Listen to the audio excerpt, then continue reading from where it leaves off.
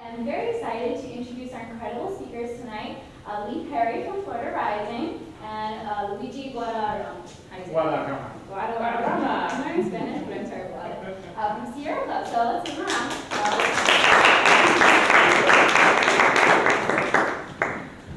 Hi everyone, welcome. Many of you know me from Ideas for Us. I actually am the vice president of the board, and I was one of the original people to help get Ideas for Us on its feet. Now I entered into politics, and I'm so excited to share with you my personal journey and what I'm attracted to in this fight, because it is a fight. But first I'd like to introduce Luigi to talk a little bit about Sierra Club. Thank you. So hello everybody, Luigi Guadarrama, last name optional. And I am the political director for the Florida chapter of the Sierra Club. So for folks who don't know about the Sierra Club, we are the oldest environmental organization in the United States. We were founded in the 1800s, and we are a fairly large chapter here in the state of Florida with about 250,000 members and volunteers.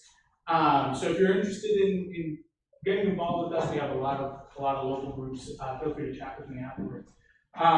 So if you're looking for the chapter, sierraclub.org/Florida, and then that's our social media right there if you want to give us a follow or a like. And our mission, rather straightforward, to explore, enjoy, and protect wild places of the earth, to practice and promote. Wild places of the earth, which core probably our top most important aspect of our mission, and then to practice and promote responsible use of the Earth's ecosystems and resources. Right? I'm one of the people that constantly talks about the environment and its crossover with the economy. Right? Here in Florida, environment is deeply important to our economy, and that's true across Sierra Club. And one of the most important parts about how we engage in this work is our last point here: to educate and enlist humanity, protect and restore the equality of the natural and human environment, and to use all lawful means to carry out these objectives. As we were just talking before, the Sierra Club is a deeply grassroots organization. We're deeply volunteer driven. A lot of our decisions are made by volunteers. A lot of our work is driven by volunteers. And that's because of this last piece right here, right? Not only do we want to be the organization that educates you on the issues, we want to be the organization that helps plug you into a community so that you can get out there and do what you want to get done on these issues. And that's Sierra Club in a nutshell. Yes, thank you. So then that brings us to Florida Rising. So I am the Central Florida Regional Director of Florida Rising, which is one of the largest social justice organizations in the state. And what we do is we organize in communities of color so that we can make sure that those communities that have been most disproportionately marginalized through segregation and racism are now being brought to the table, the decision-making table, and we're able to disseminate information to these communities when it comes to our rights and legislative updates and registering people to vote so we can build power. So that's my contact information. Sophia Glover is my Orange County lead organizer, but I'm currently overseeing Seminole, Orange, and Osceola County. And so we organize multiracial movements to win elections, change laws, and create a state where everyone can be safe, happy, healthy, and whole. We're a people-powered organization made up of members advancing economic and racial justice across Florida. Every individual has power, but we have more power together. Mission statement. So I'll talk a little bit about the work that we actually do. So we have an initiative called Justice on Every Block, where we break down these 5 core areas: expanding democracy, making sure everyone has access to voting rights, and making sure that a lot of these bills that are actively trying to remove communities of color's access to submitting their ballot or registering to vote, that we are educating people and making sure we stay ahead of those attacks on our democracy. Climate justice, I'm a climate activist, so this is a special place in my heart. But it's really it's an intersectional conversation with every single focus area across all of the organizations that are doing social justice work across the state. You can find a way to tie it to climate. So for me, it's an awesome way to segue people from one issue to the next.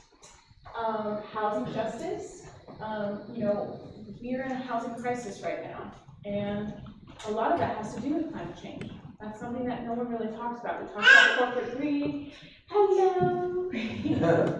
We talk about corporate greed. We talk about gerrymandering. We talk about, you know, disproportionately affecting communities that are already struggling and removing resources from those communities or not supporting communities from the ground up. And at the end of the day, what's happening all across the world, but mostly here in Florida right now for us, is we're losing our housing access.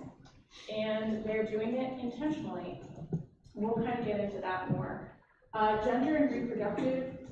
Gender justice and reproductive justice. So this intersects with the LGBTQIA conversation. We won't really talk a lot about the bills that are attacking our LGBTQIA plus community right now, but if you are interested, please come and see me after, because we have an awesome caucus that is doing a lot of work in the community all across the state. And so we can talk about that another time. And then criminal justice reform. So we have committees on each of these focus areas, and so we meet people where they're at. We educate them a little bit about everything, but if you have something that falls under these 5 pillars that you really want to engage in deeper, we have an expert in each of these areas that are on staff that help track bills and educate people down to the history of each of these issues. So please let me know. I'd love to plug you in. One example of a success story that we've done here with Florida Rising specifically is the Tenants' Bill of Rights. So this was something that Commissioner Emily Bonilla really brought to the county commission, saying that people are being displaced and we need to find a way to give folks better notice, better quality of living, making sure that their rent isn't increasing by sometimes 40% over the course of one lease. And making sure that when people do have an issue with mold or crazy landlords that aren't respecting them or answering their calls, that they have somewhere to put these complaints. And so that's where we fought really hard on the ground to get the Tenants' Bill of Rights and rent stabilization voted to move forward in the last election, and it passed by over 60%. And now Orange County has an office where you can call and make these complaints and get access to legal counsel. But the state went ahead and preempted us from being able to do that. And so starting July 1st, those services that we fought for will be illegal. So that's just one example of how these types of fights are super important. But the fight doesn't stop here locally, it goes up to the state and also the federal level. So we'll talk through that as well.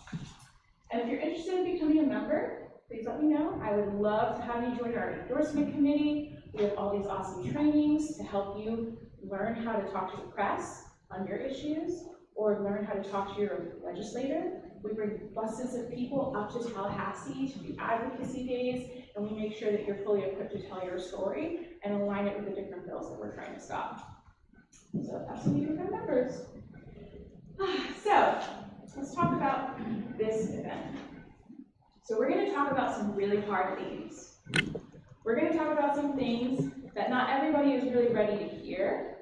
And so what I want to preface everyone, I want to give everybody like a disclaimer, like a cautionary disclaimer, that if you need a mental health break or something, feel free to either step out of the room or just let us know. I'll do a funny dance, I'll do something to break the ice.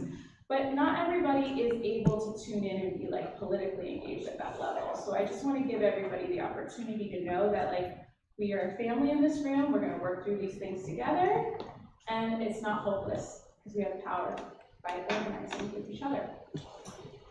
Also, the format is, I'm going to kind of touch on some of the things. These are not the only bills that Florida Rising follows, nor Sierra Club.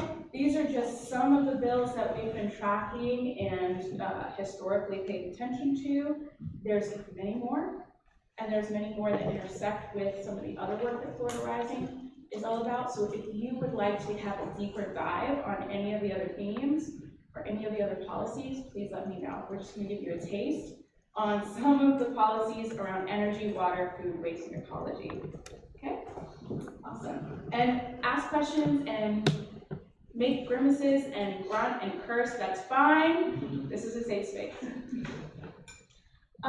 So first thing that I think I want to talk about, and I'd love to pass it over to you, is follow the money. How does money influence our electoral process and our democratic process when it comes to legislating and drafting these bills? One of the things that I wanted to bring up as an example was the net metering bill, the solar net metering bill that happened last year, where there were basically utility companies that were writing these bills to stop us from having solar independence on our roofs. We, as a people, at this place, America, one of the most privileged countries in the entire world, have the ability to tap into our beautiful sunshine and create our own energy on our own rooftops. But because we're in Florida and there's a lot of corruption, and I will use that word only when I need that word, there's a lot of corruption where these utility companies basically have a louder voice in the ear of our elected officials, and they're very concerned about too much solar. There's too much solar, then that means we're producing more energy, and we want to sell it back to the utility and give money for the energy that we're generating on our roofs. Utility companies did not want that. And so we almost lost our ability to do net metering, but then the governor vetoed it. I'm very skeptical as to why he vetoed it and whether or not this will actually come back. But it's just, to me, it stands out as one of those bills that is corporate greed. You might as well just put these utility companies in office, right? Do you want to share anything on that? Yeah, and first off, through the course of the energy section, you might catch me asking a question to this young woman over here, Mrs. Marquez. She is our Beyond Coal organizer here in Orlando, doing absolutely magnificent, marvelous work. So if you want to get involved, please talk to that kid. But net metering. So when we say corruption, we do quite literally mean corruption, right? FPL very literally wrote this bill. I don't mean like, oh, FPL like took meetings with Senator Bradley and said this is what we would like. No, Senator Bradley literally got an email with a PDF that said this is the bill that we want, and she introduced it. So we very, very literally mean corruption here. We quite frankly thought that the net metering thing was going to come back this past session. Thankfully it didn't. Part of the reason that we think that it didn't was the best, and even though it's a little crass way that I can put it, is we really kicked their ass. Okay? Thousands of phone calls went up to Governor DeSantis. And those phone calls said, this is disrespectful to taxpayers, this is disrespectful to homeowners, you're already screwing over homeowners with the property insurance crisis, this is tens of thousands of jobs, and we don't just mean like minimum wage jobs, we mean good middle-class jobs for folks that don't necessarily have college degrees. This is something that is deeply beneficial to Florida's economy. We should be investing more in solar, particularly rooftop solar, not less. We shouldn't be preventing folks from putting solar on the rooftops. It's also a bit of a freedom issue, as you kind of alluded to, right? If you want to put rooftop solar on your home, you should be welcome to put rooftop solar on your home. So it was kind of a very obvious, do this and you are going to get slaughtered at the polls. Unfortunately, that argument worked. I do agree. I think that it was self-preservation. Yeah, in retrospect, since he just announced that he's running for president, this makes perfect sense as to why he would do it. Don't trust a good thing when it comes from these people. Right, like why would you destroy tens of thousands of jobs, millions of dollars in Florida's economy, right? The majority of these solar developers that we mentioned here are small businesses, right? These are not large multinational conglomerates. There are a few that are like big state or rather national entities, but quite a few of them here in the state of Florida are small mom and pop shops, right?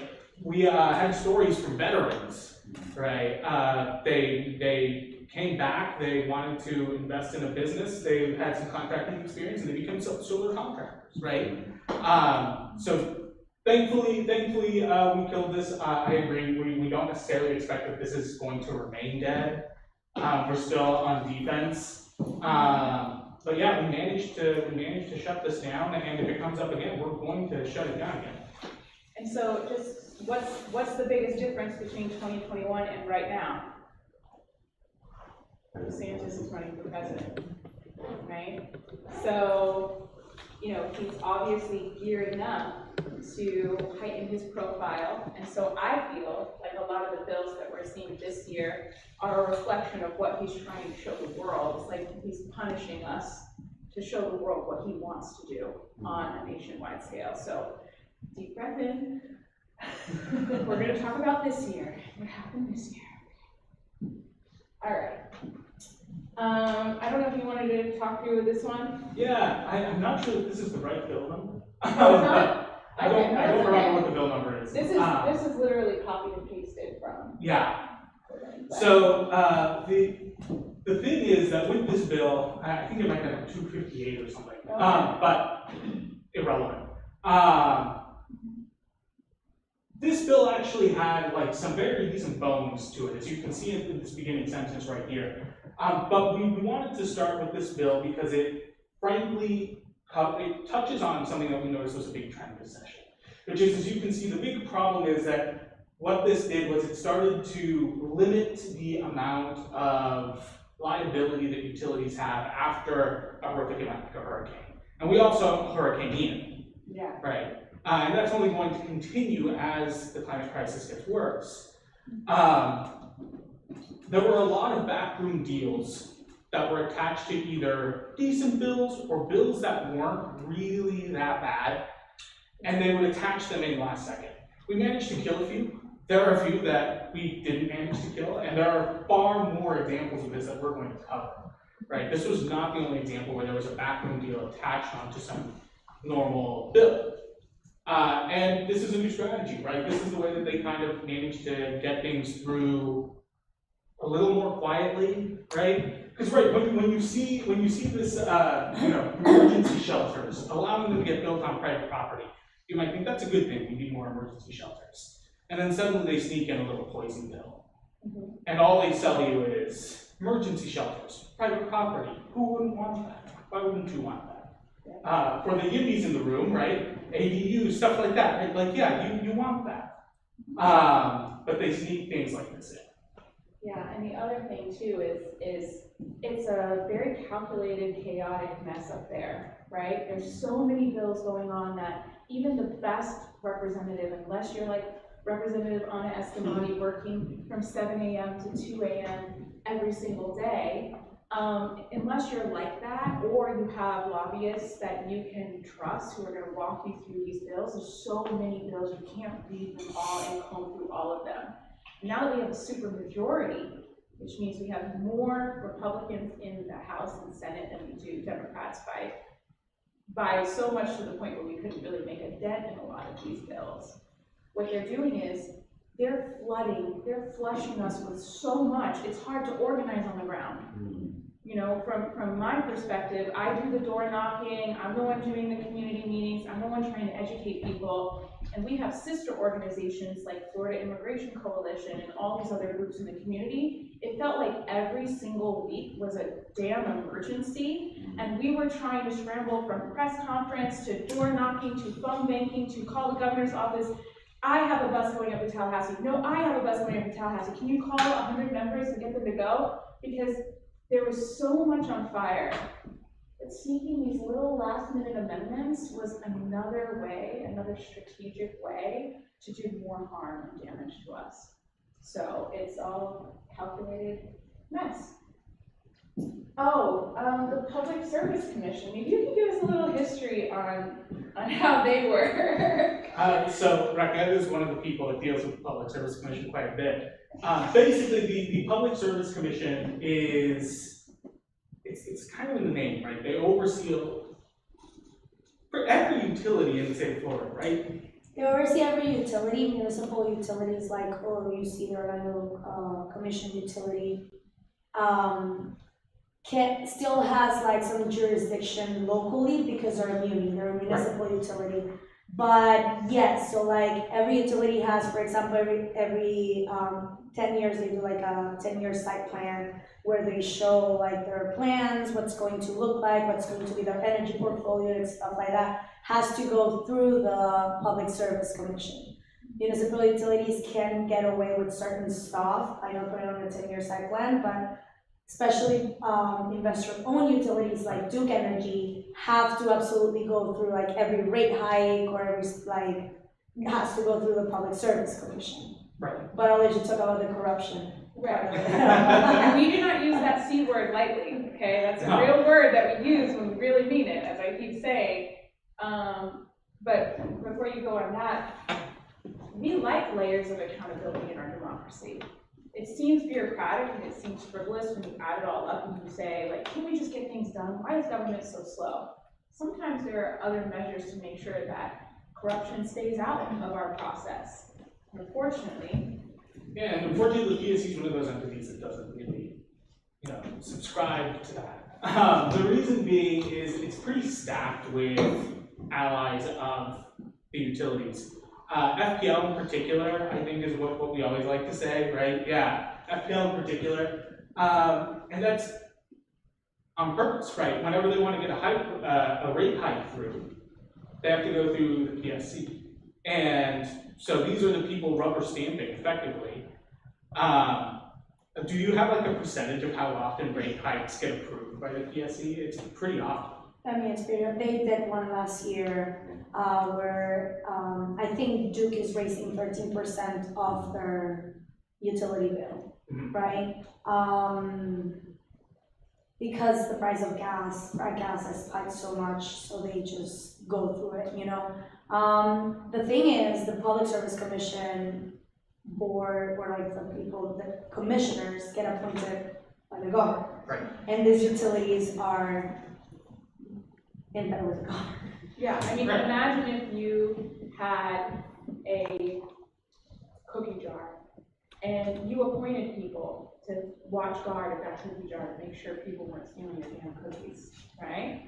Well, then imagine if you put a bunch of cookie monsters on that board. They're just taking as many cookies as they want out of the jar. And that's exactly what's happening here. Yeah. Is that a good analogy? Yeah, if you want to know why FPL invests so much in, not only, right, were they like a major donor to Governor DeSantis' campaign, as we were talking about Senator Bradley when we were talking about net metering before, they, I don't remember the exact number, so somebody might have to look at it to verify.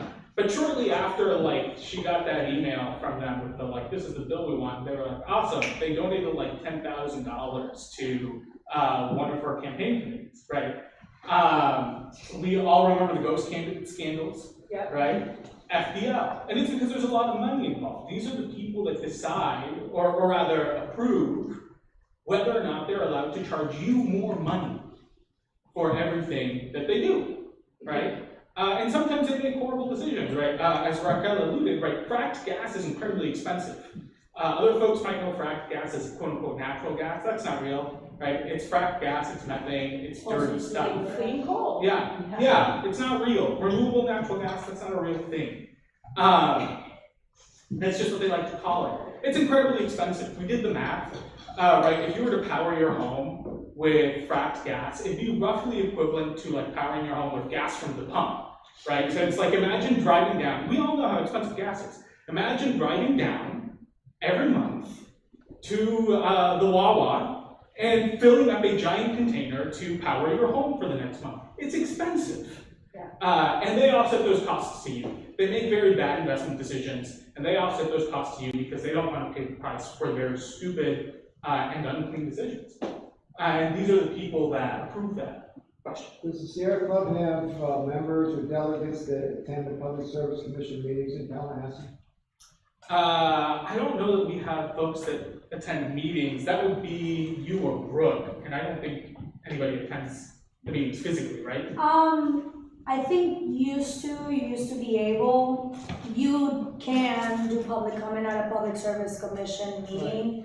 I'm sure we are like, our members are really engaged. Yeah. And like, they go and do some public comments at Public Service Commission. One big thing, for example, where I don't know if y'all know like Susan Glickman, I used to work for SAYS. There's this, I don't remember what it really stands for, but like the FICA docket when it comes to energy efficiency and what utilities set up their rates of energy efficiency for the year. You can do public comment on stuff like that, it depends on whenever they open it, but for like big, like the FICA docket and stuff like that, they do public comment. We're doing it virtually. I don't know if they're doing it in person, but you have a lot of groups like SAYS, I'm sure members attend to those. I'm sure Florida Rising also probably sends out a buzz up there as well as need be, so. There's a lot of different groups. How many of you guys have heard of those candidates before? Raise your hand. So these utility companies are literally scouting people in different districts and paying them off to run for office to offset our chances as progressive people who actually give a damn about people's longevity and future here, so that they can move votes and basically offset elections. And that's been happening for a long time, and now like all these scandals are making headway, investigations are happening, they're threatening reporters, they're stalking reporters, and making it really, really hard for us to have a fair shake at our democratic process. So I just wanted to make sure we clarify that. And that's not an exaggeration, by the way. They do literally have like private PI firms like following reporters around. Yeah, and so what I noticed is, I worked at the county commission for a while with Commissioner Nicole Wilson. Now I'm getting into, more statewide politics. And so I noticed that every time that a local government does something great, the state then has to reprimand them. So this is an example of one of those bills where the city of Gainesville was trying to become more independent. There was a lot of things they were trying to do in housing, and it sounds like for this bill, they basically were trying to pave the way to remove local control of utilities by creating a board over the Gainesville utility. Yeah. And yeah, go ahead. Yeah, so for folks that don't know what GRU stands for, I follow a lot of the news of what's going on in Ukraine, so every time I see GRU, I think of like Russian intelligence. GRU stands for the Gainesville Regional Utility. They have no association with the Russian government, guys, no. But what happened here was Chuck Clements, he is the second in command in the House. They introduced a bill that basically gives the governor an appointed board that oversees GRU, right? They had a lot of excuses around debt and mismanagement and things to that effect. We all know what it was, right? It was a power grab. Gainesville is relatively blue, it's a college town, right? We are literally in UCF, right? Gen Z tends to vote pretty blue. It's something to the effect of, what, damn near 40 points, right? Or as an MPA, which I noticed is one of the fastest growing parties that people are signing up for. Yeah, and that's a problem, right?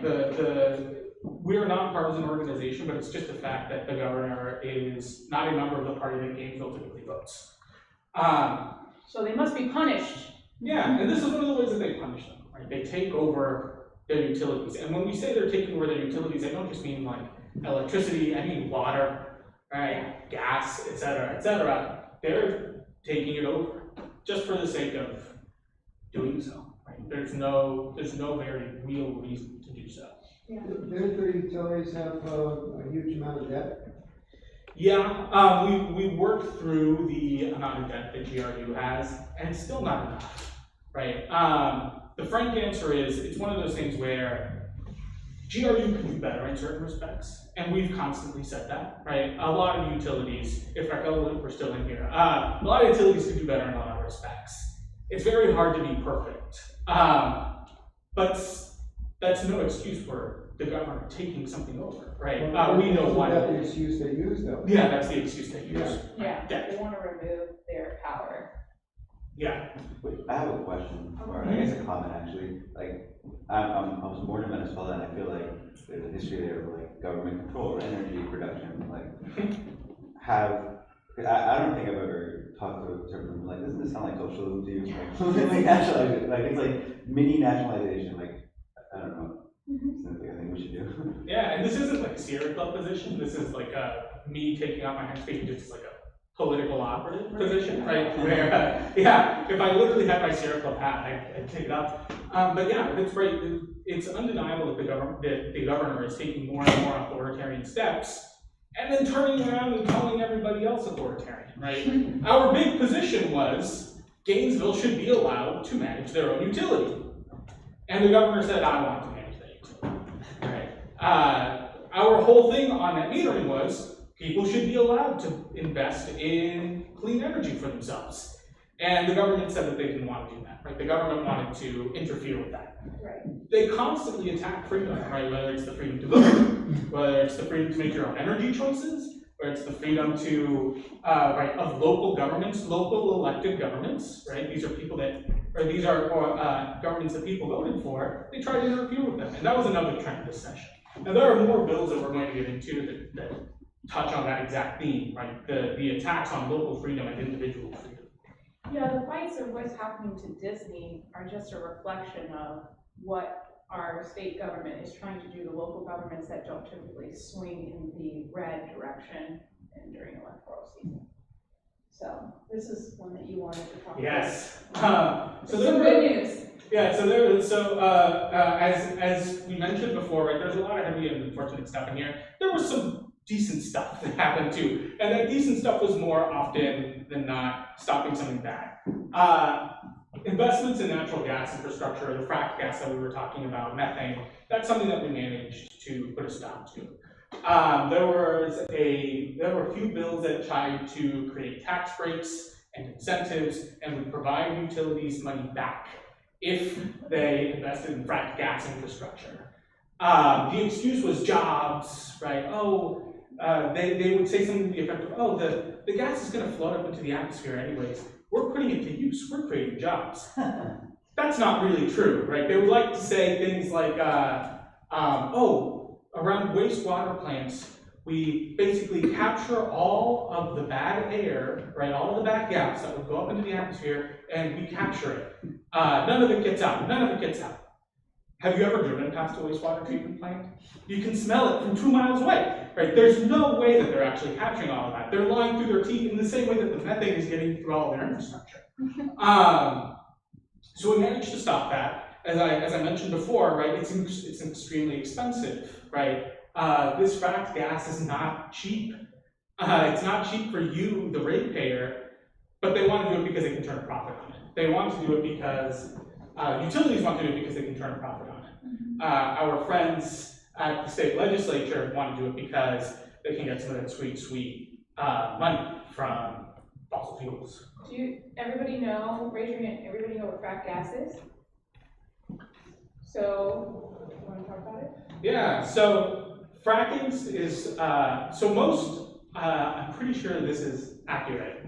Yeah, most of the gas that you get in the United States, I'm not talking about gasoline, right? I'm talking about the so-called natural gas, comes from fracking.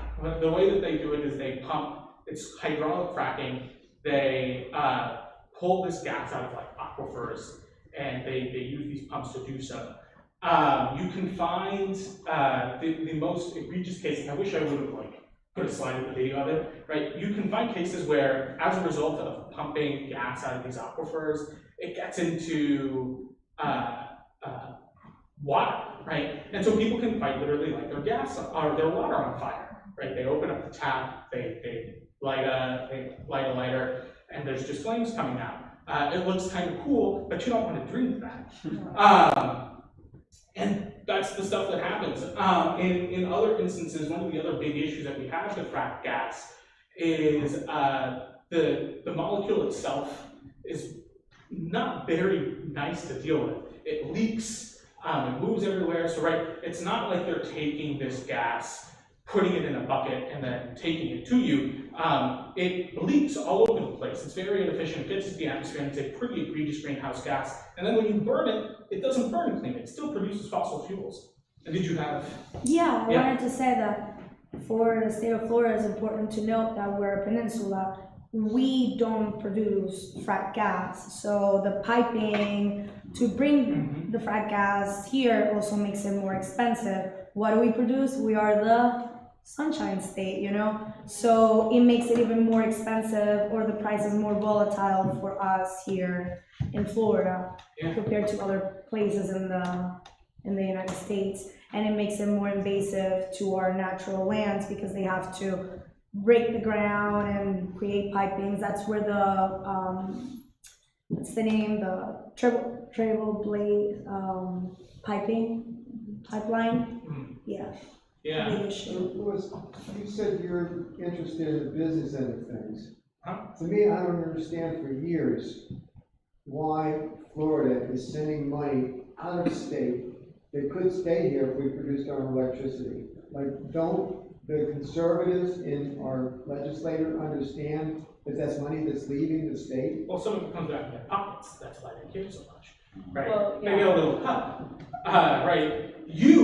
Your money leaves the state, my money leaves the state, all of us, our money leaves the state, right? It doesn't get pumped back into our economy. But there's nobody using that argument to say, hey, this is Florida's money, this is our economy being hurt. We're starting to. Legislate. You know, BP knew that climate change was a huge threat way before it ever made nationwide news. So they could have innovated right then and said, okay, well, if this is eventually going to be bought by the public, let's invest and become the leaders in renewables. Yeah, they all do But that. instead they decided to bury the information and just continue as is and strip all of the planet of our, fossil fuels And and put a continue. sun on the And logo. spend tons of money flooding our political system with contributions so that we have more corrupt leaders and it's very expensive to be rich.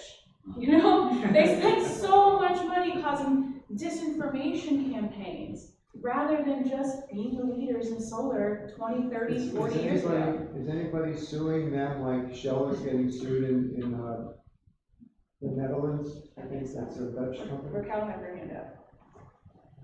I just also wanted to mention that when we talk about distributed generation, like rooftop solar versus frac gas, so when you put a solar panel in your house or you do a community solar farm, like that community is producing their own energy.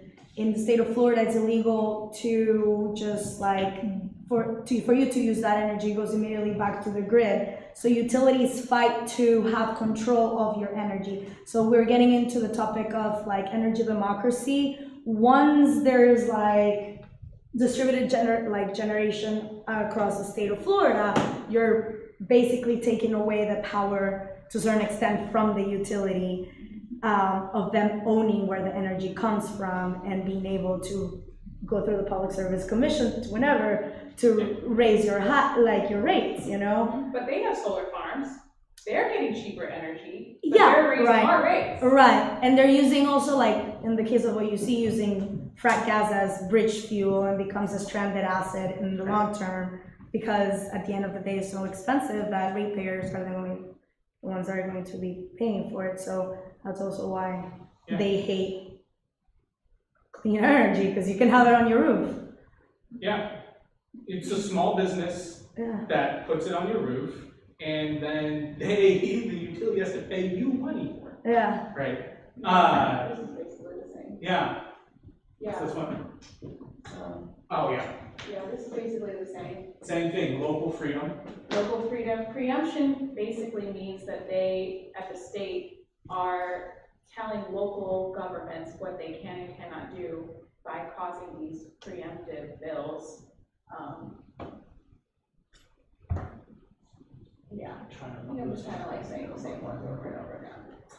A lot. And Yeah, it's just the same thing. They're just trying to really regulate and limit what we can and cannot do and what we can and cannot account for, energy-wise. So I just wanted to kind of move forward. Wait, quick question. Oh, go ahead. So for that bill in particular, the energy regulation one, so if we, for some reason, we're we're really convinced about nuclear energy, or even solar, whatever, something super clean, and we're gonna do this, the state should be no, you're not. If the utilities want you to use More or less. that's really awesome. Yeah. it would be something more to the effect of, Going back to the affordable housing, Preemption bill. ordinance, that Yeah. that Florida Rising Bill passed. pricing rent stabilization. Imagine if we all said, you know what, we want a local law that requires OUC to invest significantly more in solar. Goes to the ballot, we all vote for it, 60-40, it passes. We're all very excited, we're gonna get all this solar produced, it's gonna be very good for the air, it's gonna be good for the local economy. The government, if they were to preempt something like that, would basically say, no, you're not. Right. We have ultimate authority. And they're allowed to do that legally, at the moment, at least, yeah. Yeah, and some of these things are not even like constitutional.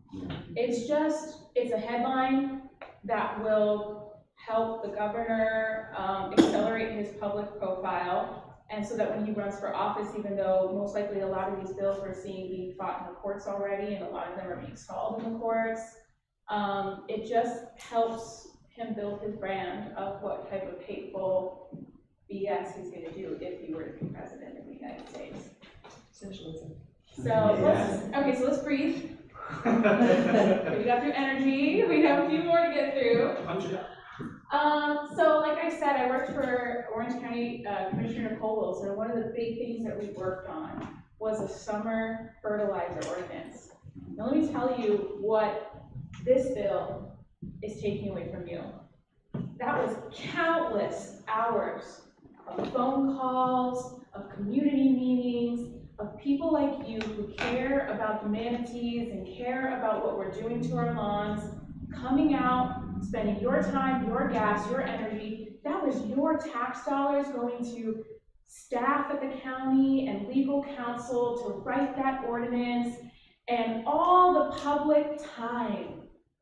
And we got a very, no pun intended, watered down fertilizer ordinance here. Could have been stronger, just for the state to basically preempt our ability to enforce that summer fertilizer ordinance.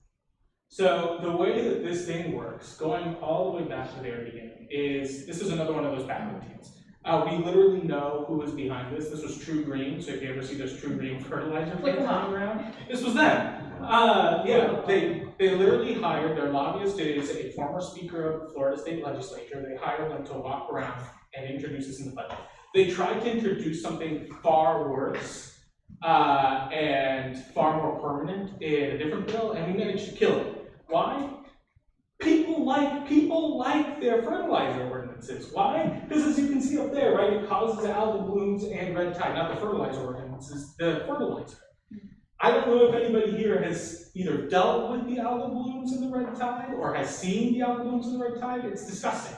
It's disgusting. It's bad for your health. It's bad for the economy, right?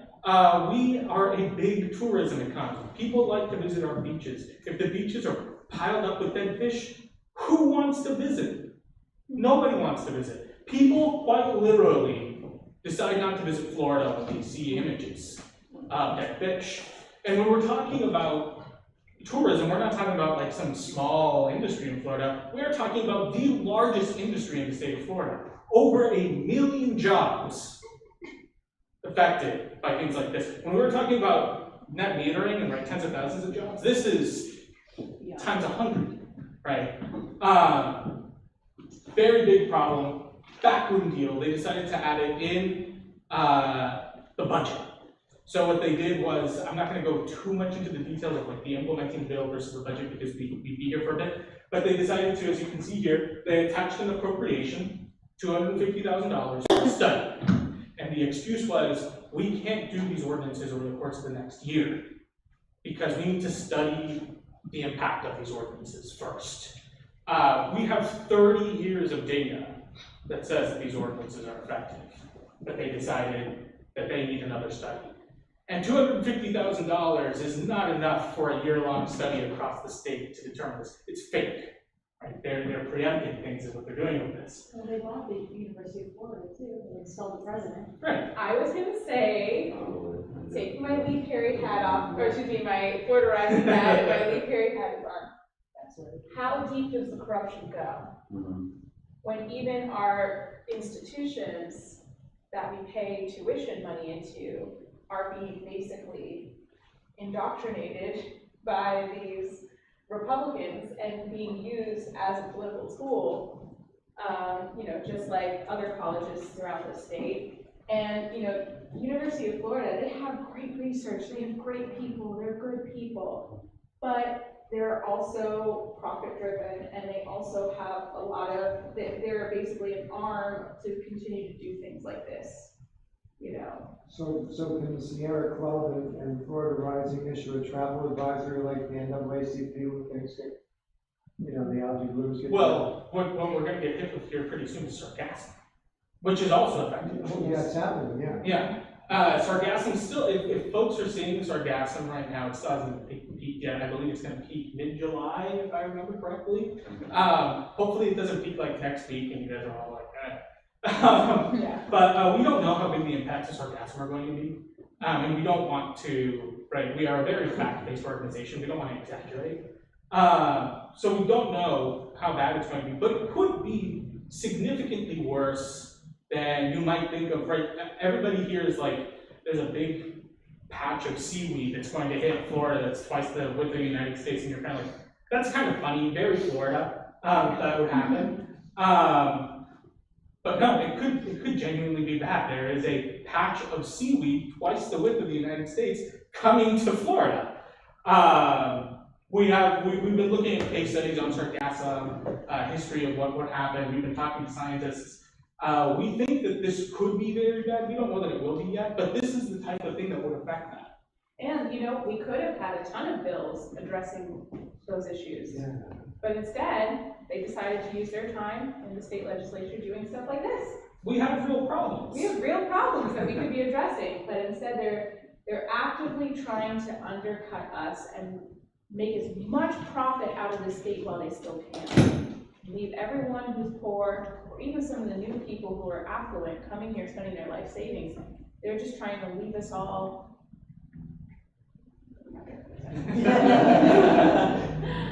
Okay. Oh, yes. Yeah, go ahead. This is one of my favorites. This was one of the ones that they brought last year, Yeah, right? And then they brought it back. Because I like had a panic attack. when I saw and it. we killed it. Thank you. It got killed pretty early on. This one, I love this one, not because I love the bill, I hate the bill. What this would have done is it was another preemption situation, but this would have been for water quality stuff all across the board. It would have been a little more permanent. It was a representative, the representative that introduced this bill quite literally introduced it for personal reasons, not policy reasons. I want to claim it was Hernando County. I hope I'm not wrong. In Hernando County, they wanted to build this is 100% real.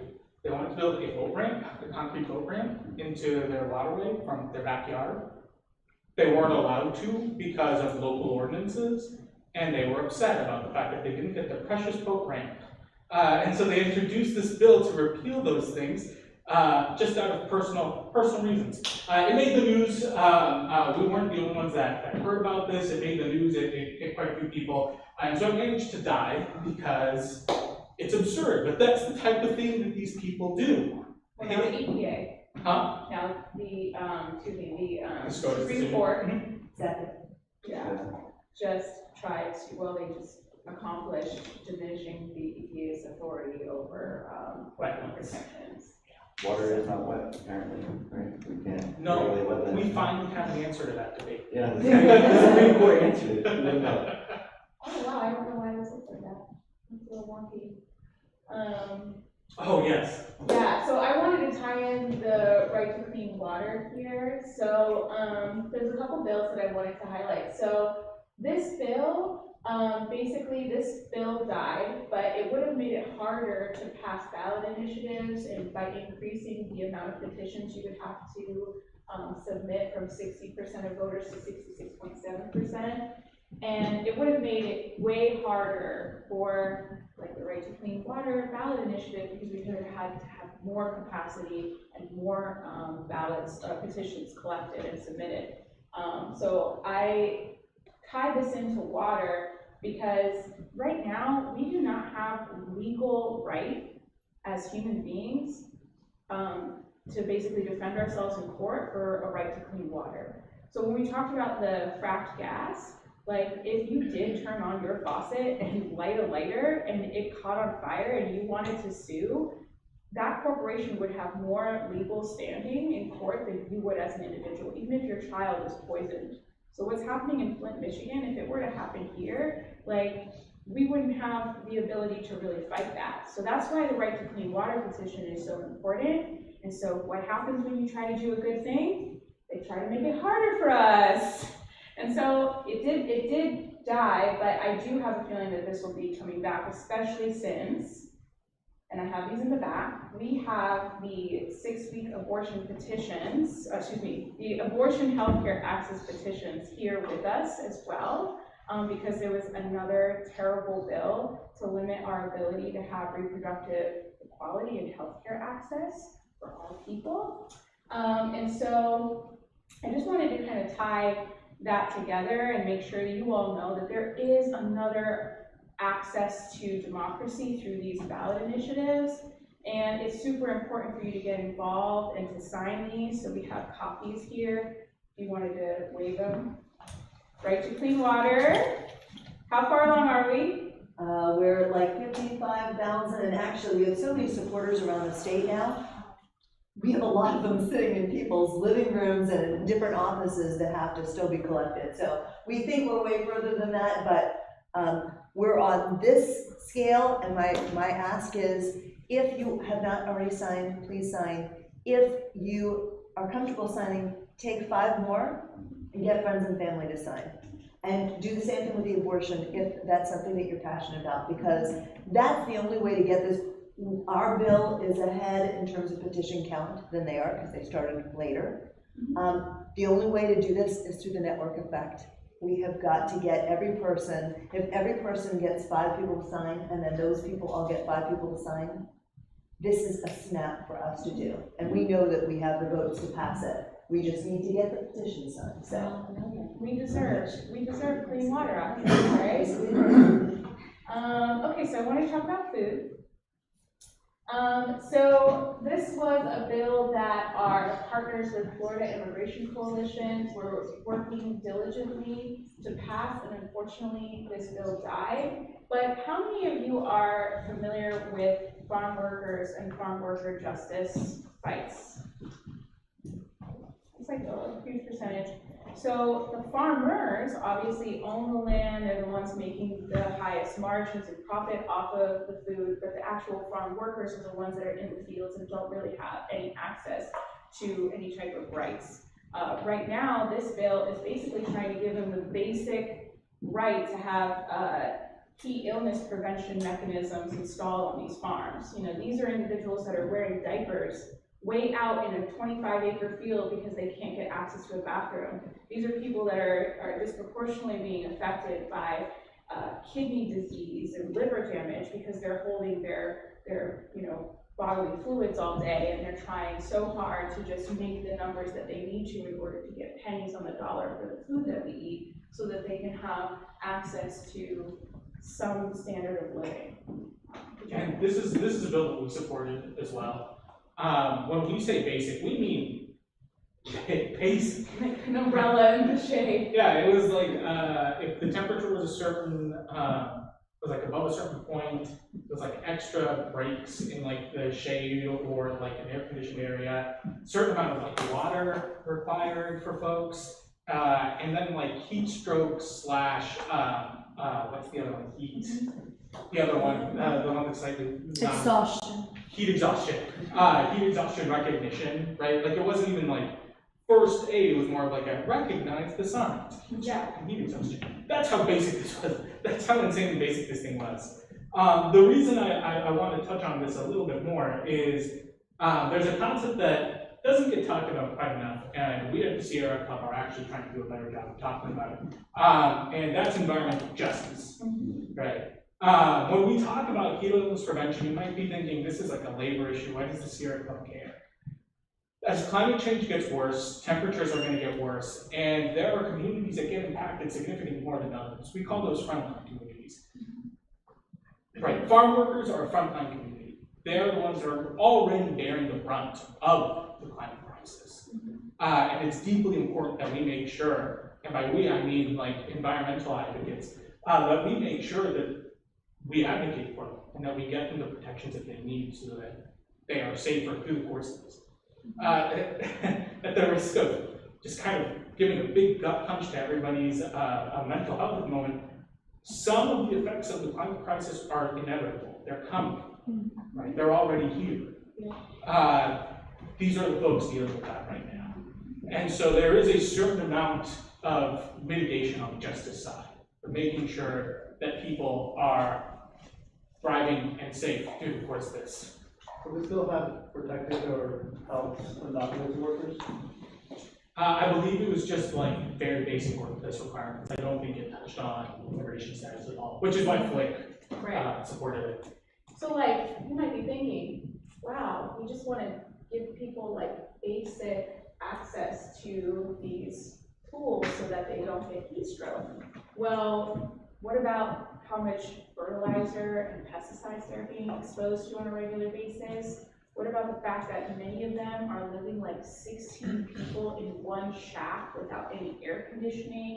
What about the fact that they don't really have access to healthcare or transportation? Many of them are being trafficked into our communities. I mean, we're talking like Apopka, we're talking Ocoee. This is not like some other country. This is not like, some other state. This is happening like very, very close to us.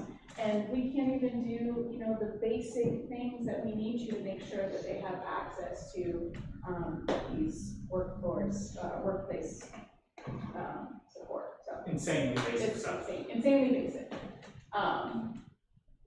And that ties us into the immigration bill. So this I decided to tie in because a lot of you might be seeing TikTok videos of empty construction sites and empty farms where there's like no workers. And that's because after a hurricane or in our fields or on our construction sites, a lot of those folks are undocumented folks. A lot of the people that are doing voter registration across the state are undocumented folks.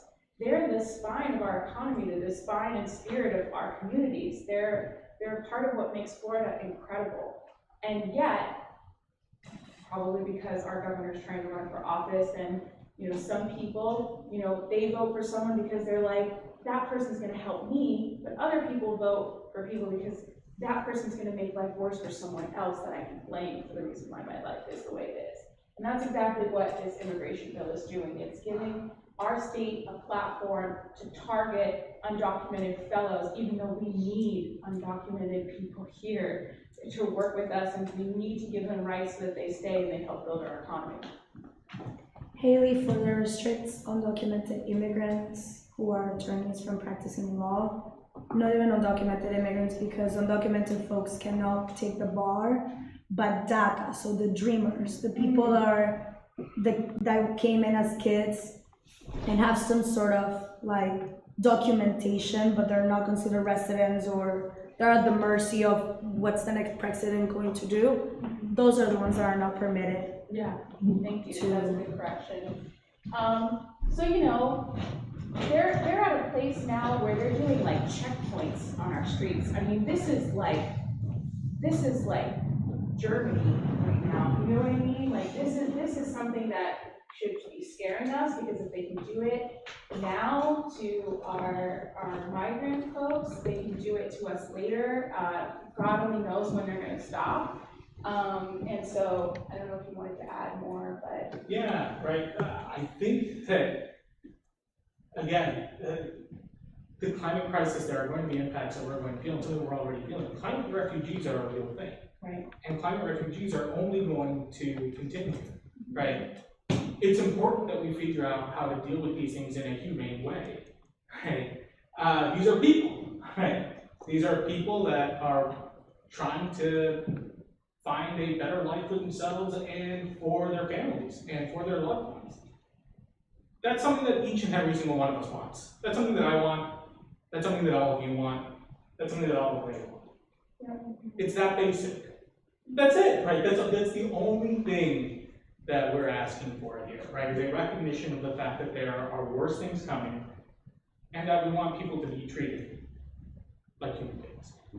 And I'm pretty sure, like, I was just in a organizing training with some members of FLIC, Florida Immigration Coalition, who were saying that some of these bills are handwritten by the private prison industry because they basically want to fill our prisons. And so felonizes anyone who transport undocumented people into the state of Florida, like, that is very common. And they're trying to scare people. I mean, look, requires hospitals to collect immigration status from patients. That is unheard of. Now people are gonna stop going to the hospital because they're scared of getting deported and being hunted. Like, That violates HIPAA law. right. And so some of these bills, I don't even think they're enforceable. They're just doing it to scare people so that they leave. So that now you can say, look what I did to save my state. Because I guess immigrants are more of a threat than climate change itself, because they won't even say climate change out loud in any of our policies. Yeah, they do literally have a policy to not say climate change or climate crisis. It's called nuisance flooding. Yeah, I saw your hand. Oh, I had a comment about that. I don't know if this is actually like a bill that, like you said, is going to be enforceable or not.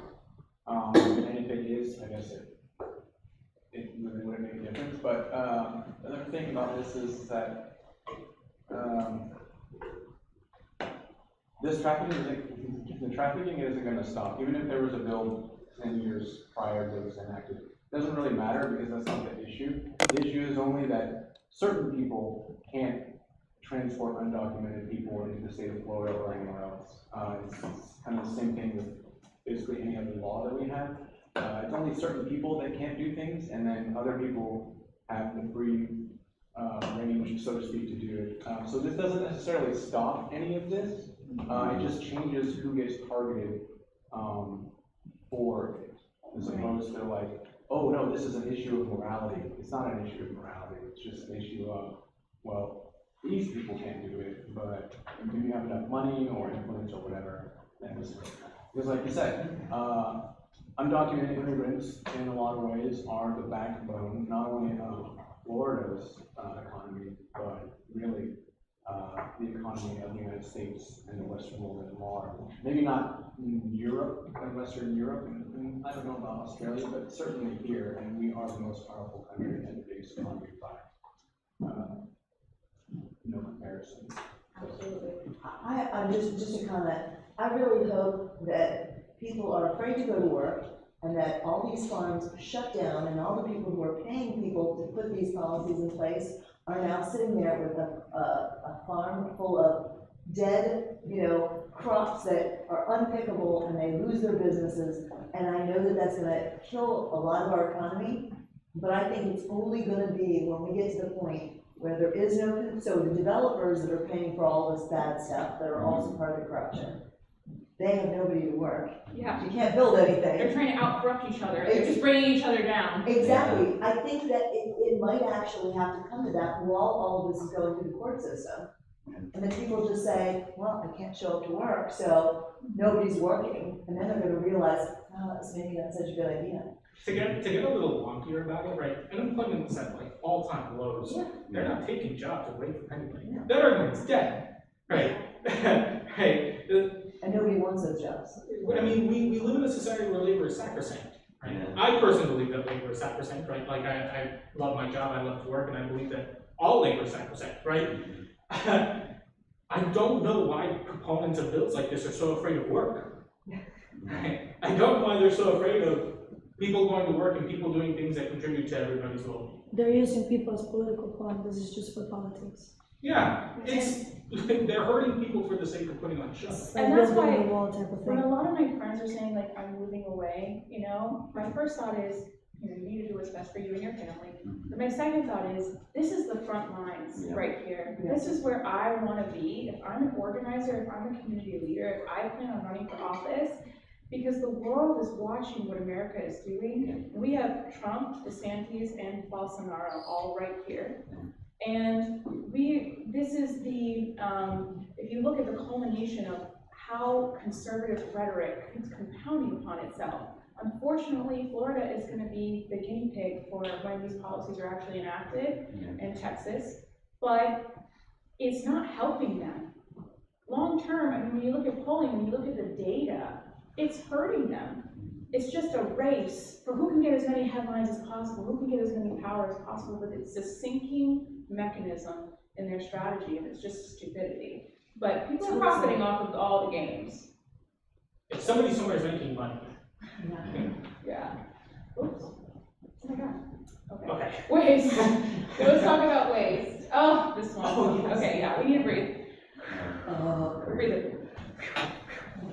Okay, you want to talk about this? Because this one I did not know about until I was talking to you. Oh, yeah. I did not know. So we call this the radioactive roads. I saw it online. I thought it was a joke. Yeah, no, it's real. It's real. It's 100% real. So they have, I believe the actual bill title is literally just use of phosphogypsum. It's something that who in here knows what phosphogypsum is? Yeah, oh, one, right. That doesn't sound like anything that interesting. So phosphogypsum is slightly radioactive. Is the way that this works. They want to be able to, what this does is it creates a study to look at using phosphogypsum in our roads. The EPA at the moment says you can't do that because some people are saying, yeah, the EPA says that you can't do that. What they're basically doing is they're looking at the use of this in the event that the EPA changes their minds. So they're trying to get their footwork done so that if something happens, maybe a SCOTUS decision, maybe somebody else becomes president and repeals the rule. That's what they want to do. Now, phosphogypsum itself is not the only radioactive item in phosphogypsum, right? There are trace elements of like other toxic and heavy metals, and there are other radioactive elements such as uranium, radon, polonium. Our lobbyist Dave Cullen likes to point out. Water. Yeah, our lobbyist Dave Cullen likes to point out. We got into a very nerdy conversation around this. Polonium, if folks don't remember, there was a man named Sergei Skripal in London.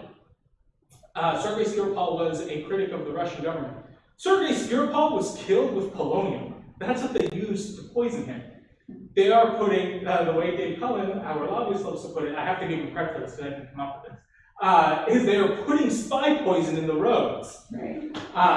So yeah, it's a... So I think phosphorus mining is our third largest export. Yes, And yes. so this is the byproduct Yes. of that mining. With, I think, Piney Point, if you guys remember, Piney Point was Full of this stuff. and it basically broke and all of it leached into the Gulf Coast. Yeah. And I mean, hundreds of millions of gallons of this stuff, and it just created a lot of water quality issues. So that caused a lot of controversy. And now I suspect that they need a place to take this mining byproduct of poison and put it somewhere. And if the EPA is stepping in and saying you have to really regulate your landfills, then why not use it in our roads? Yeah, that's exactly what it is. They need to put it somewhere and make money. Do you have? Answer my question. Okay. Yeah. They need to make money and to do away with a byproduct that won't hurt anyone. Yeah, I believe what one of the representatives supporting this thing said was like, oh, there's phosphogypsum in the road in front of me, and nobody's turning to the hall. It's like, oh yeah. So funny. And I would suspect that the Department of Transportation is one of the few arms of the government that they could actually get away with doing this. Possibly. I'm not gonna. Okay, yeah. I'm not an attorney, so I'm not gonna comment on the. Yeah. I'm just suspecting that when they were sitting around looking at how they could actually pull this off, they were like, the Department of Transportation, now we're already using toxic chemicals for our roads, so let's just lump it all in together. That sounds great. Yeah. Those are the apologies.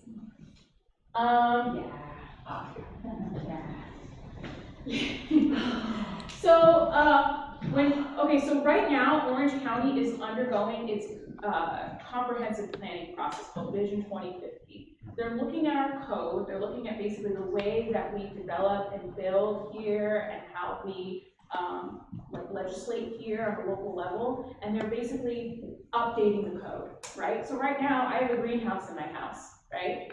Per our code, there's no definition of what a greenhouse is, so I could get a code violation because I have a greenhouse and we don't really know, it's not in the code, there's no reference. So they have to update the code so that I don't get a code violation for something like a compost pile, because 30 years ago, people didn't have compost piles all over the place, or at least they didn't take the time to define it in our code. Well, comprehensive planning process is usually a very public thing that we work on with our elected officials together. And it's something that we look at for future growth. We make sure that as we grow, we do have access to clean water. We make sure as we grow, we are conserving forests and that we're building density when density makes sense. And we're thinking about what our kids' future will look like. So every 20 to 30 years, they redo this comprehensive planning process. Yeah, and what this does is it simultaneously strengthens the ability of those with means, right? I believe that typically we think of like developers and landlords are the ones that benefit from this, but technically anybody that has a lot of money, and it limits the ability of the average person to be able to engage in this process. When we talk about local freedom and we talk about local governments, right, I feel like that sounds like this like amorphous, the man type situation. Right, it's just people all the way up, right? It's a community of folks like us here, right? I don't know if folks have ever been to like a local like forum or like a local city council meeting. It's a little more regimented and nice if they have the nice dais, but it's kind of similar to what's going on here, right? It's just a bunch of people in a room talking about the issues. It's just people, and what they're doing is they are trying to make sure that certain people have more power than others, right? They are very much interfering with the local freedom of communities to advocate for a comprehensive plan that benefits them, while putting the power in the hands of those that have means. So right now, what does that look like for Orange County?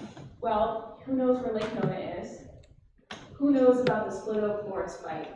Yeah, I'm the crazy tortoise lady. I was the one waving the sign.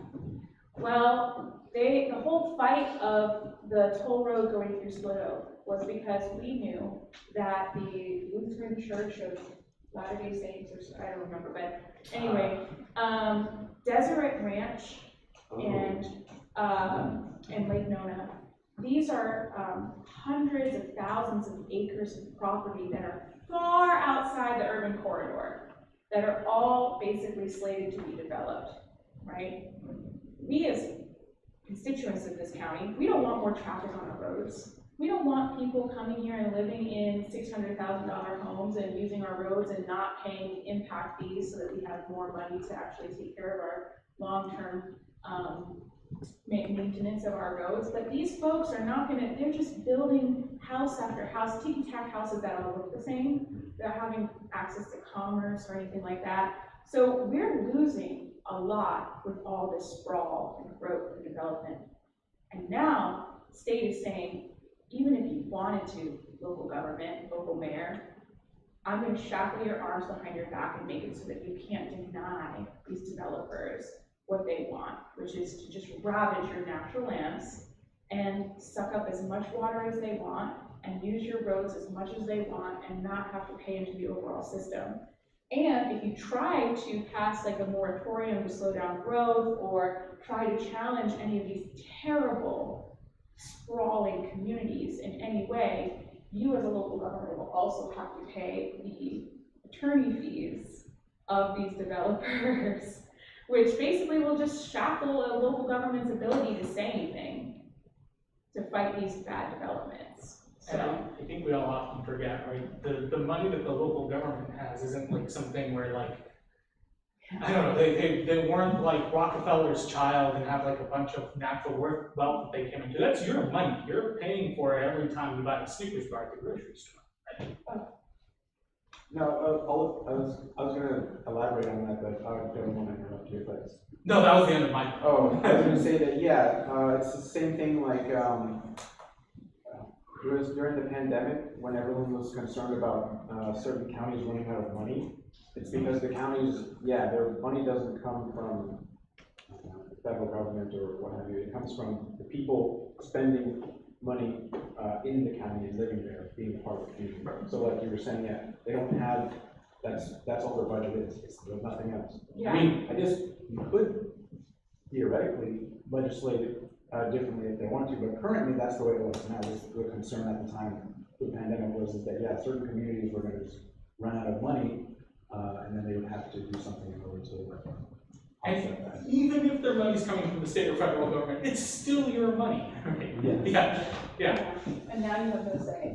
Before you split to that one, Lee, I just wanted to make mention of the fact that the exception that we can get to this is if the Florida Right to Clean Water gets on the ballot and of course passes, then because it's a constitutional right, it sits higher than all this legislation.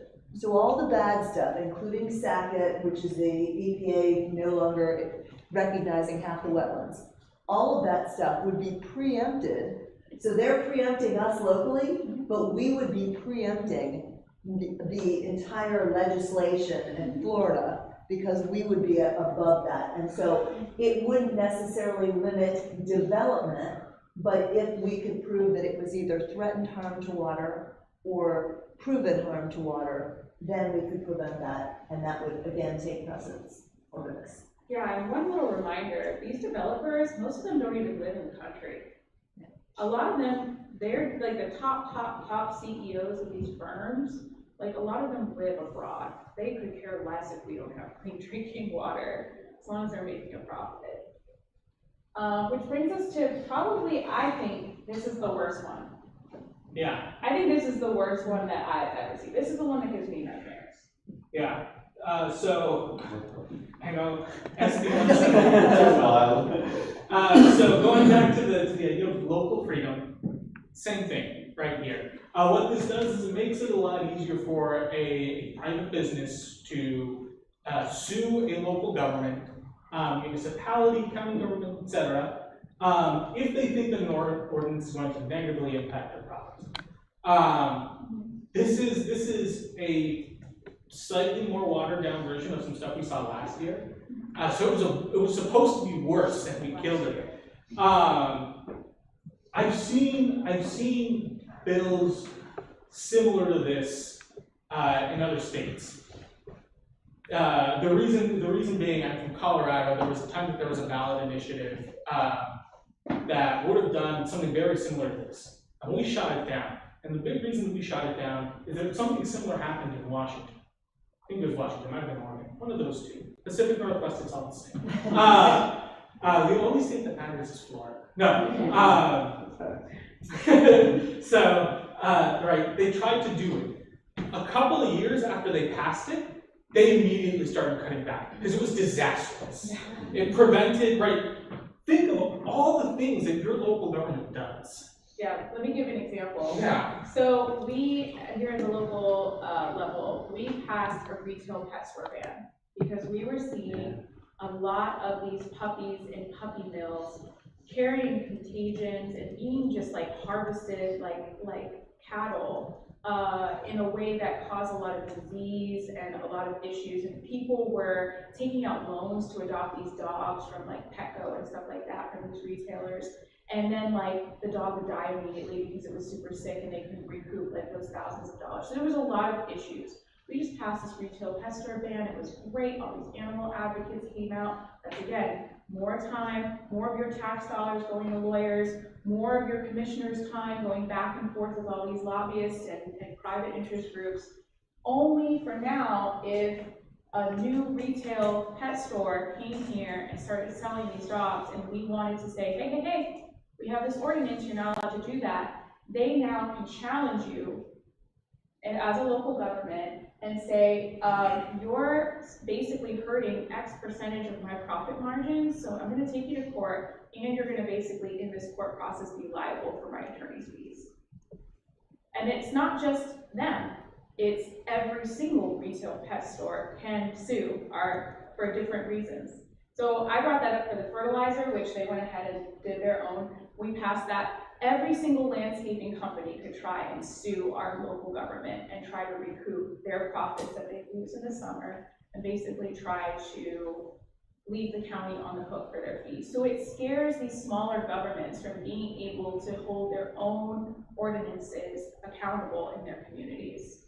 Yeah, and I mean, right, when you really think about what a government does, the overwhelming majority of what you recognize as government is the local government, right? If a fire starts in your home, fire department, that's local government.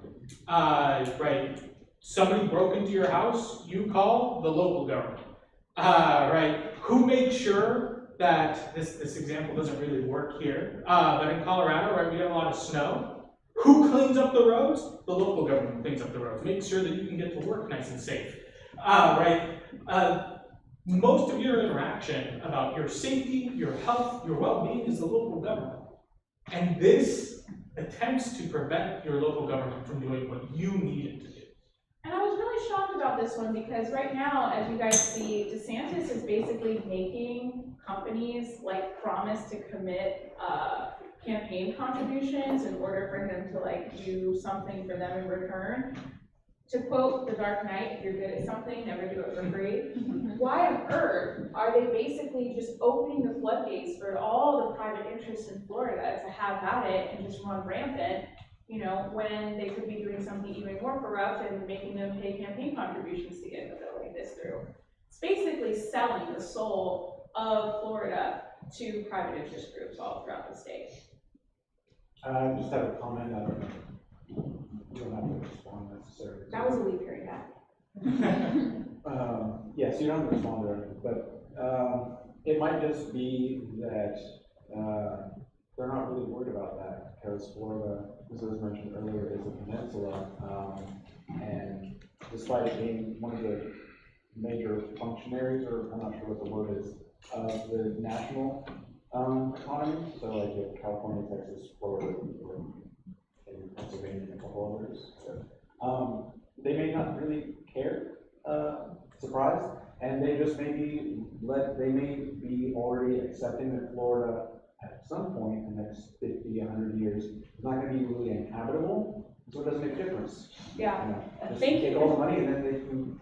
Thank you for saying that. Yeah, you mentioned earlier that the CEOs of certain companies don't live here, but even if they did live here, they would just leave.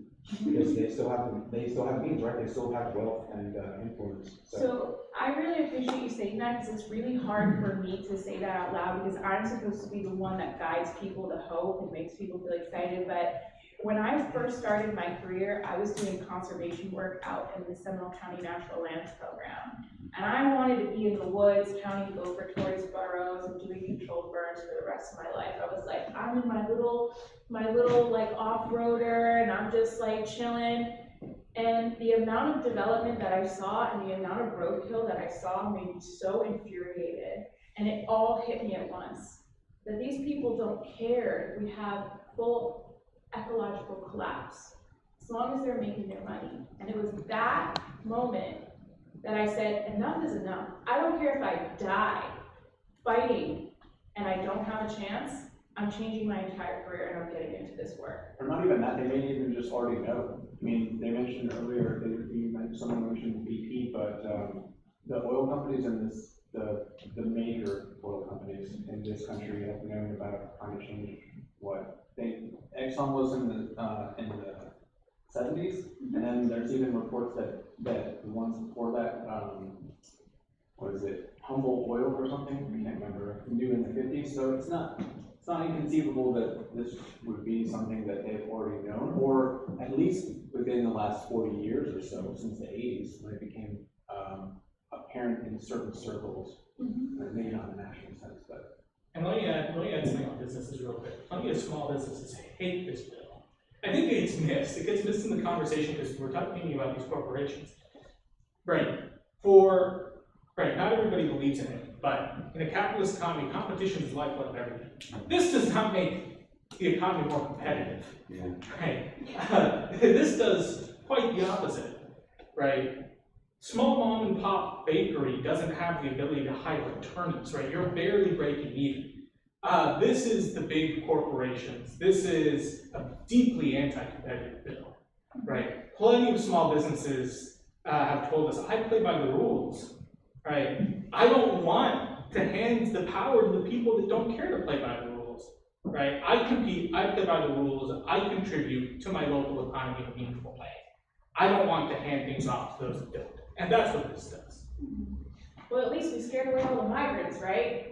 Yeah, That's no, what, like, that's no what work people for are us. thinking, like, when they're voting, they're going to the Right. polls, they're like, oh, my biggest threat are these people that are coming here that don't look like me, don't speak like me. Right. We gotta get them out. It's like, you have these people who are actively stealing your rights, Yeah. and you're not looking at whether or not your legislator is holding them accountable at all. Yeah, you're right. They're chasing away our workforce. They're chasing away small businesses. They're chasing away your ability to, live your life. And our Oh, last sorry. slide. Joe Biden! Dark brain. So to touch on something positive, I should have put a title slide. This snuck up on me. So to touch on something positive that's really going to be a focus of what the Sierra Club does for probably the next few years, the Inflation Reduction Act, right? So this is nearly $400 billion going to clean energy and conservation efforts. And you can see where the investments are by sector here. But if you can go to the next, I should have grabbed the clicker. Yeah. So, however, the thing is that even with these billions of dollars, hundreds of billions of dollars being invested into our local economies and into our state economies for green projects, there's still kind of a lot of work that needs to be done. And so we constantly get this question, how much money does that mean for Florida? And unfortunately, I don't have a very specific answer for you. That's because it's a little nuanced. So first off, IRA funds aren't automatically pumped into our economy, right? State governments, state entities, local governments, local entities, businesses, homeowners, etc. They have to apply for this money in a variety of different ways, right? Some of it's managed by EPA, some of it's managed by DHS, right? Et cetera, et cetera. And so for Florida at the moment, we're looking at about tens of millions of dollars allocated to local governments. We've been predominantly focused on local governments and the amount of money that they are applying for. So it's tens of millions of dollars. That local governments can apply for directly to the federal government. Right. So they can skip over the fascist regime and Right. go up to the federal level and apply for these dollars. Yeah. They say, Uncle Joe, give me some cheddar. Yeah. So, right, however, if the state government and state entities, more local governments and local entities, small businesses, homeowners, etc., all applied for all of the money that's available to them, that's hundreds of millions of dollars flowing into Florida's economy for sustainable economic goods, right? We're talking those hundreds of small businesses and tens of thousands of solar jobs that we were talking about, more, right? Your solar, more money to help you make sure that you can put that solar on your rooftop, right? Jobs, right? Somebody's got to put the solar on there. That's work, right? Yeah, we're getting rid of all the workers apparently, but that's hundreds of millions of dollars invested into our state economy, right? You look like you had a comment now. No, Oh. I'm just so excited. Yeah. However, and I don't mean this, however, in like a negative sense. This is all very positive. This is all great. But as we've highlighted here, right, it's going to take some work because each and every single one of those entities have to apply. And so we have some organizing challenges, right? We have an unprecedented implementation challenge on something like this. This has never happened before. The federal government themselves have been trying to figure out how exactly to handle this. We are a very large national entity. We've been trying to figure out how to handle this because there are over 400 funding streams. I tried to memorize some of the highlights of the IRA, and for folks wondering what the IIJA is, that's the bipartisan infrastructure deal. So, right, 400 funding streams. That's going to flow to state governments in some ways, in certain grant programs, and certain forms and certain things they have to apply to from different entities. Some of it's going to flow to local governments. in ways that they have to apply for. Some of that's gonna go to homeowners, right, in the form of like tax credits, et cetera. Some of that's gonna go to small businesses. That's really complicated. And as you can see, right, each program comes with different timelines, a different entity overseeing it, different rules for how you can apply for it.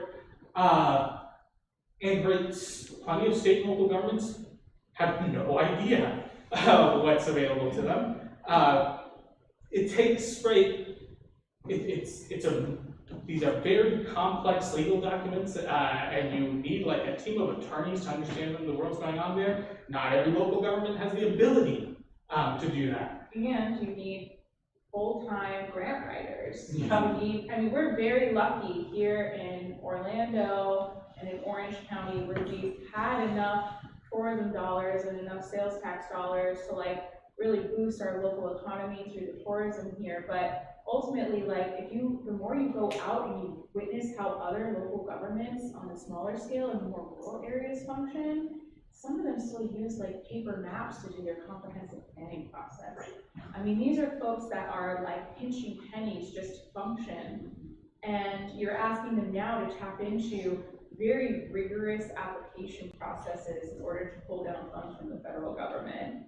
And it's a huge ask, even though the money is good and it's there. Kind of going back, it kind of reflects back on some of the earlier stuff we were mentioning, right?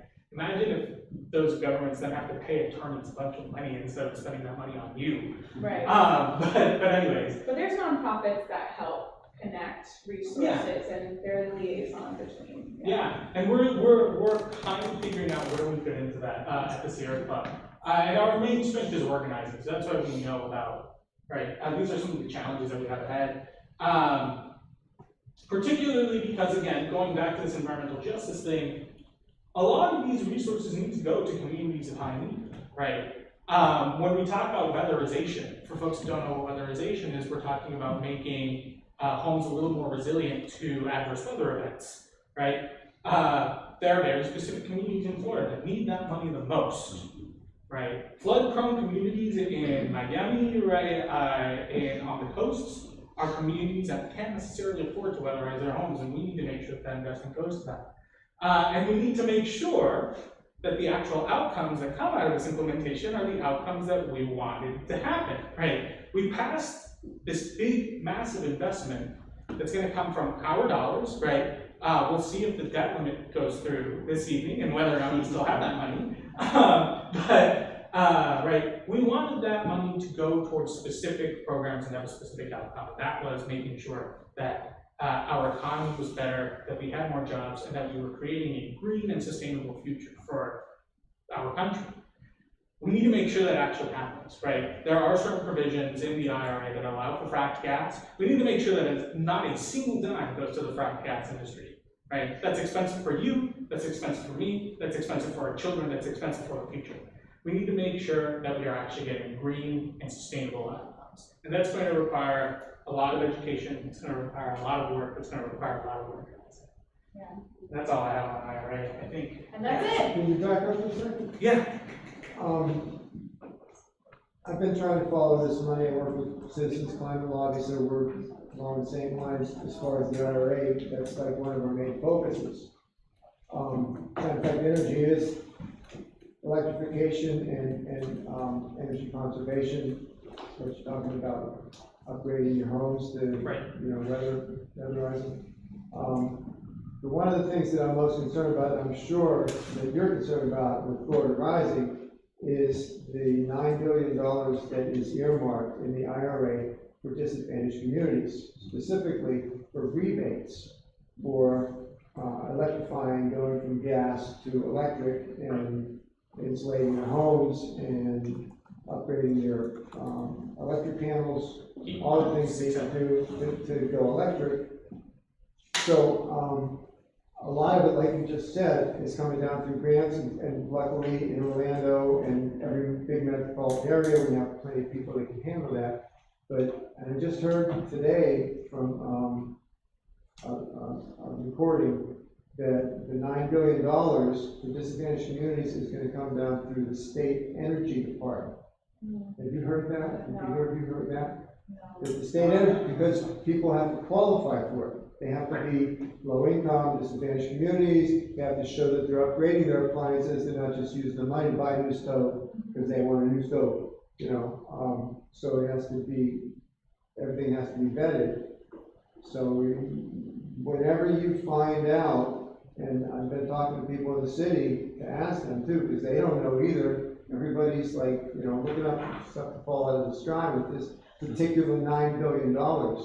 Yep. So I want to be up with you guys, educating communities on how to apply for those funds when it becomes available, because $9 million nationwide is going to last for 10 years. So we're doing that directly. We're knocking on doors and talking to individuals and helping to pass out resources for like housing rehabilitation programs or different retrofits, like energy retrofits, different programs that are already established. But we're also working hand in hand with local municipalities to educate them about this as well. I met with the town of Eatonville. They're one of the last Black incorporated municipalities here. There used to be 60 across the nation, now there's only 20 left, and we have one historic community right in our backyard that, you know, they don't have a full-time grant writer. They don't have, they don't really have someone who's actively lobbying them to educate them about what they could be tapping into. And so we're trying to fill that gap and connect them to some of these nonprofits that will literally walk them through that process.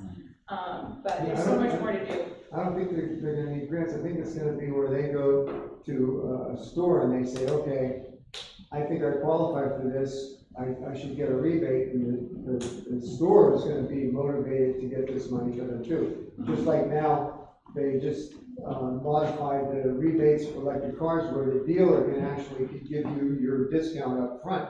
You don't have to wait till the end of the year to get your tax return. So we want to get the bottom line on what's happening with the state energy department, which is understaffed. You know, they just got a new director. The director doesn't know anything. So, you know, the state energy department is really, I think, the key to focus on. The money's going to come through them, and they have to be able to say, this is how we're going to apply for it. Yeah, so final calls to action, and then Kristen, if you wanted to promote any future events, please check your registration and make sure you're registered to vote. Please make sure that if you're used to voting by mail, that you reapply for your vote by mail ballot, because they're stripping that from us. Please make sure that you're having these conversations with your friends and family, and you're helping to politely agitate those relationships so they can become more politically aware and engaged. And please join an organization, Sierra Club, Florida Rising, Ideas for Us, Citizens Climate Lobby, and get engaged. Talk to these folks, figure out how you can plug in, and sign our Right to Clean Water petition and our access to abortion petition as well, which I'll pass out at the end. Thank you. Thank you.